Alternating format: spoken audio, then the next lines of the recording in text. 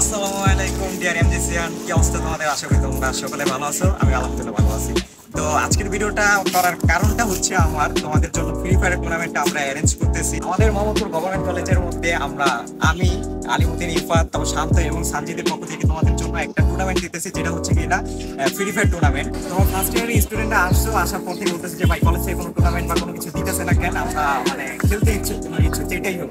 তারপর তোমাদের থেকে আমরা ভোট নিলাম যে কে তোমরা স্পোর্টস এর মধ্যে ইন্টারেস্টেড ছিল। সেখানে দেখলাম তোমরা ফ্রি ফায়ার, পাবজি এবং কল অফ ডিউটি থেকে সব থেকে বেশি ভোট দিচ্ছ ফ্রি ফায়ার। তার জন্য আমরা ফ্রি ফায়ার টুর্নামেন্টটা রাখছি তোমাদের জন্য।